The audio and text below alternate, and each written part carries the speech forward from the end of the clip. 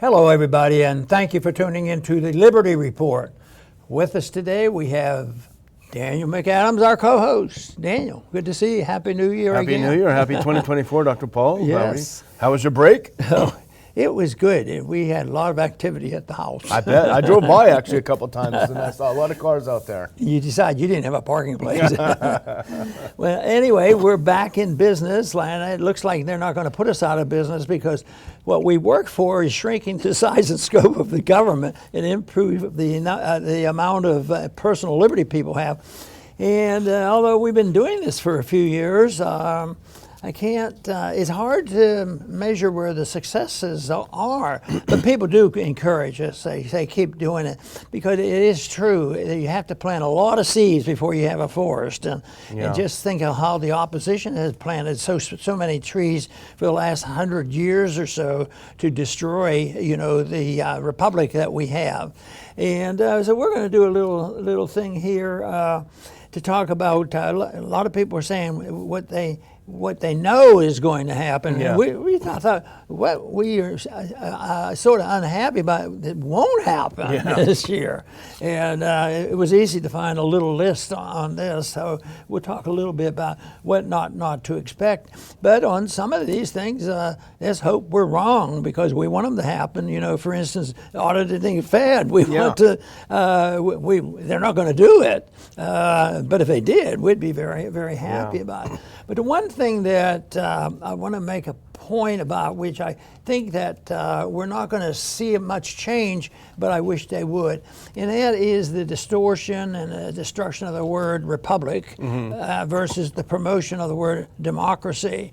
And I find it a bit ironic that they're trying to treat Trump, in an ugly, fair, deceitful manner, and all of a sudden it undermines their definition of democracy. And they say, oh, you mean millions of people won't get to vote for him if one person or one governor, somebody can kick him off the ballot. Yeah. So, but I think that's part of the whole thing because libertarians and constitutionalists, the founding fathers, knew the dangers of democracy. So in many ways, a lot of the things, the frustrations we have is that you satisfy the masses as they gang up together and get a 51%.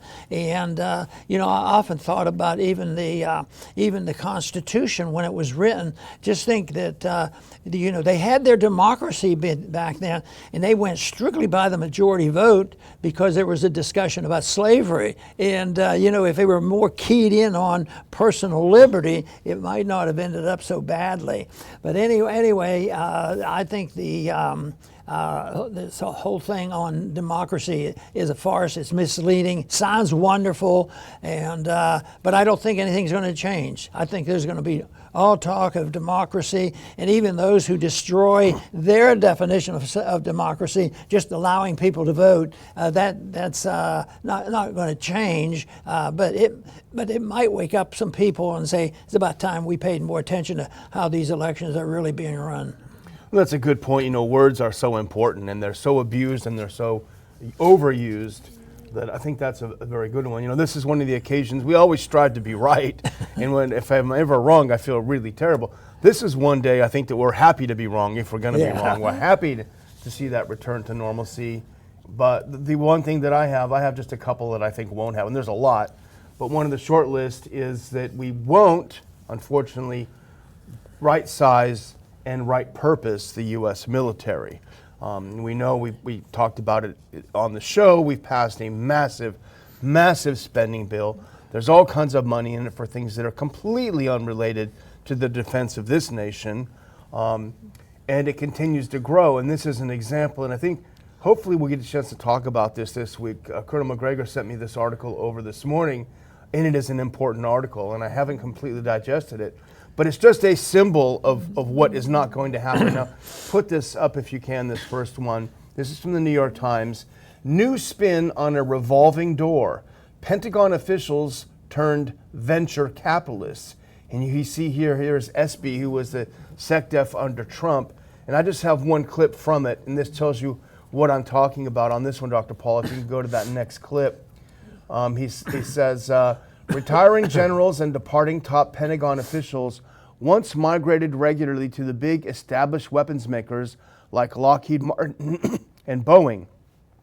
Now, they are increasingly flocking to venture capital firms that have collectively pumped billions of dollars into Silicon Valley-style startups, offering the Pentagon new warfighting tools like autonomous killer drones, hypersonic jets, and space surveillance equipment. So to me, what this looks like, Dr. Paul, is that they are becoming a moving target and hard to, put your finger on. They're burying themselves in these little startups everywhere, and they're going to start sucking more money in. So when we keep talking about Lockheed Martin and Raytheon and how evil they are, they're going to be beside the point, because it's going to be hard to point your finger at these hundreds or maybe even thousands of startups. So it is like a cancer that's metastasizing and spreading throughout the body.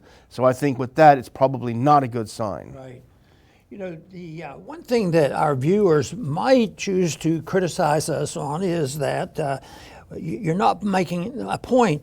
Won't it be a big difference on who wins? And I hope I'm right on what I'm thinking now. I hope there is a victory that is much more attuned to shrinking government, and that would be good. But the other side of this point is, when you look at the big issue, the issue you just talked about, the military-industrial complex, and what we're doing overseas, spending money and all this, the Republicans they don't have a good record. No. They haven't done that well, and but this year there's hope. I've been more emphatic in the past about it doesn't make any difference at all. So I'm hoping this year I can say, well, maybe there could be a difference. But the truth is some of these things, like, is the budget really going to shrink in size? It's not going to happen. And, are we really going to bring our troops home? But it's something that I think is very important for us to realize, and I think I believe our viewers would understand. Yeah. There are probably some Republicans, some Libertarians, and some Independents, and some true believers. Yeah. That I think it's because that's what we emphasize. We emphasize the whole effort to have a system of government. On economic policy, we have a specific type of economic policy based on property rights and voluntarism, which is completely different, and neither of the other sides approach it in that type of a view. It's always which group are we going to satisfy? I remember one of the early days of voting on the Congress. It was some, I can't remember what it was, but it was too crude. But a lot of times on the table where you say, what are we going to vote? The last minute they're going to, what's this vote about? And they would have help down there, and they would list the companies,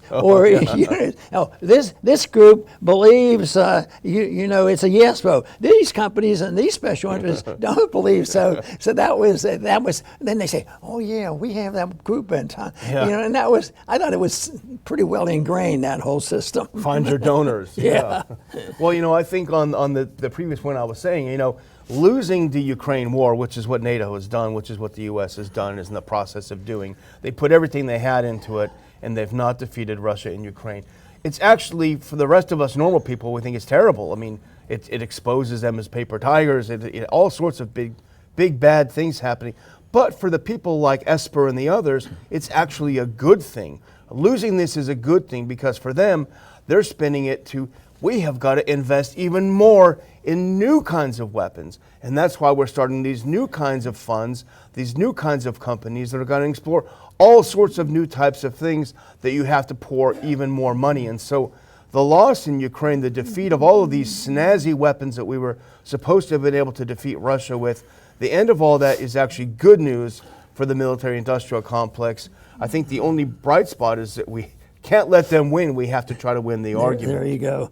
The issue of pleasurism has come up, and it'd be nice to think that, there's an election, and that was so egregious. How bad won't the politician quickly make sure that they don't even come close to it? Well, I think plagiarism is going to stick around. They might become more sophisticated, but they basically steal ideas and especially in the political sense, that they don't come up with anything new. But I think it will be tolerated. That's where the real the crime is. And what happened, when the president of the Harvard College, it came out, oh, she didn't do the right thing on her dissertation. And I thought, oh, she screwed up. She should have been more cautious about it. But it turns out she has 50 things now that she does. So it's a system. But that's only part of it. I think the other part is they have boards of directors to curtail people that get off base, and they don't follow their oath of office or common sense. So they they take it to the board, and the board says, essentially, the way I read it, she can do anything she wants because we handpicked her and we trained her in the whole system. So so I predict they won't clean it. They'll make an effort to clean it up. There may be some improvements, but that whole system is not. It has to, be dismantled, and it's not going to be dismantled. But in a way, whether you're the president of Harvard or whether you're, chairman of a committee in the Congress, they're serving the same function, and that is propagandizing and getting rewards if you're an obedient servant to the military. Yeah. Well, I do think, though, ultimately on the university stuff, the market, what you would say, the market will win and ultimately is winning. I saw a piece, I think it was in Newsweek, I just can't recall where I read it, but talking about how a university degree now is so devalued because it's been so cheapened by the wokeness and all this garbage that's gone into it. So there will emerge some good competition. There already is emerging good competition, young people learning trades and doing things of that nature. So I think ultimately the market will survive, will win. Yeah, well, that's a good one. One other thing that I think is going to continue, and we're not going to clean out the prisoners that we shouldn't have in there, and sort it out and find the ones that should be there and put them in their place. I mean, when you think of the hoodlums and what's going on our streets and how they beat up people and kill people, and one murderer the other day, I think he had been in and out of prison 7 times in the last couple of days, and then he goes out and they kill somebody. That to me, but there's a lot of people still. This attitude about victimless crimes because they want to mold society. Yeah. So that brought together both the conservatives and liberals. They go along with it. They put them in prison, and but they never hurt anybody except themselves. Yeah. So I think the victimless crime issue is not going to gain much steam. The only thing that'll do it is when we run out of money and can't maintain them, and we're sort of getting close to that, where we have to release prisoners. But we should at least wished we could make a better effort in putting violent people in prison. And but that they need more help, so they really need special attention and the finances to take care of themselves. Yeah. Well, the other one that I had, and we could make a lot, and I did invite our viewers to add some in the comments because we're only going to be able to touch the surface. But if you put the next one up, here's an example of the next one that I would say, which is we will not see a return to electoral normalcy in 2024. We had hoped after the fiasco of 2020 that things would go back to normal. Well, they didn't in 22, and they're not going to in 24. This is a column from our good friend Jonathan Turley on his website today. Destroying democracy to save it. Maine shows the danger of zealots in our legal system. And even, in fact, Dr. Paul, and this is, of course, is the decision by Shenna Bellows, a person who was not elected to anything, who unilaterally, and we put the next one on, actually, this is from the article, she unilaterally declared Trump an insurrectionist and decided herself that he was ineligible to be president. And then Turley says she joined an ignoble list of Democratic officials in states such as Colorado who claim to safeguard democracy by denying its exercise to millions of Americans. That kind of goes to what you were saying in your opener, Dr. Paul. And Turley continues, yet the most striking aspect of this poorly crafted decision was not its litany of conclusory findings, but rather Bellows' implausible suggestion that she struggled over the decision. Bellows was a natural choice for challengers who have been searching for any officials or courts willing to embrace this dangerous theory under the 14th Amendment that they can unilaterally bar candidates deemed rebellious or insurrectionist. And I would just assert that it's not going to go back to normal. We had the impeachments of Trump. We've had the indictments of Trump. We've had everything thrown at him to try to keep him from being able to run. And now we're having unilaterally decisions made by unelected people who say, no, you can't be on the ballot. Even if the Supreme Court rules that this has gone too far, you cannot do this, they're still going to be tinkering with the elections. It's not going to be solved. Yeah, and the one positive thing there, in spite of that concern that we should have, is that the market started to work, because the more they tried to punish Trump, the more popular he became. Yeah. And even now the Democrats are, why are we doing this? We're making a martyr out of it, this sort of thing. But Bellows was, when you saw her on television talking about how it's like, I am the most important person in the world. She was giddy. Yeah. She was just really, I've conquered the world. So it'd be a shame to see it happen. There's going to continue with this kind of problem, because I think the debate and the contest between nihilism and natural law is going to continue. Nihilism is buried into our system, and it's justified not only about plagiarism, but politically speaking. And you know, it's been known throughout history that politicians have an obligation to lie to the people because scare them, you know, and this sort of thing. So I think that's going to continue, even though I think there's going to be more and more people recognize it. And there was a time when natural law was an automatic. You didn't have to say, you didn't have to get a question. What are you talking about, natural law? Well, it's pretty easy. It's been around for a long time. Yeah. Well, I'm basically reached the limit of what I had, Dr. Paul. So if you don't mind, I'm just going to close out with just a couple of thoughts. And one is that I thought about all of you during the break. It was nice to have a break, but I miss looking down here and seeing all your comments as you're on the live chat and as you're commenting on the shows. And that's the reason Dr. Paul and I get up every morning and do our best to try to reflect on what's happening out there and how we can try to put it together in a digestible form. So you're watching the show keeps us here, and I hope that we can grow the channel in 2024. We rely on you, and I want to thank every one of you who participated in the Ron Paul Institute end-of-year fundraising drive. We did very well. We're very happy. We can always use more, however, but thanks to you, we're in pretty good shape. So over to you, Dr. Paul. Very, very good. You know, and the one thing that's going on now that is going to continue, unfortunately, because they're very creative in doing what I'm going to complain about, and that invade our privacy, you know, control of speech. And that was something that was very well known at the founding of this country, and it was a model. And yet it has now, you know, deteriorated and spying on us, and the technology is such that they can spy more easily. And you know, it's just like almost anything. There's so much mechanical things and weaponries and engines that can be used, and nuclear energy can be used for peace or can be used for war. And that's what this technology is, because, you know, I never claim I'm a technology person when it comes to internet, but boy, I love it, the ability to get something. But my main job is to sort it out, to make sure I know where my sources are coming by.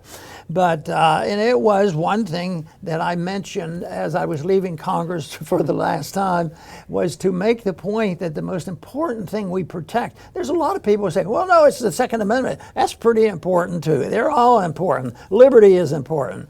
But I made the point about the First Amendment and expressing ourselves, that if we can't do that and we're going to be put in jail deal. And if you can't even run for office and one clerk can say, oh, we don't like what you're doing, we're going to exclude you, you're not being allowed here, sounds like a third world nation. So that's what we'll become if we don't change things. So I have a lot of confidence in people, finding information and changing their views. And to me, that would be the very important thing to do.